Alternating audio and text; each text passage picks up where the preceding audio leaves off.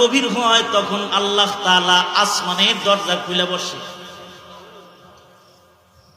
আর আল্লাহ তাআলা ডাকতে থাকে, আলা মিন মুস্তাগফিরিন,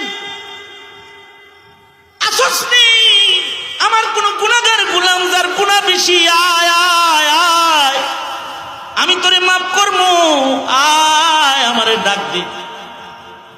শেষ রাত্রিতে আল্লাহ তাআলা জিকির করলে বেশি খুশি হয়, এজন্য জিকিরের সবক আদায় করে জিকির করার উত্তম সময় হলো শেষ রাত।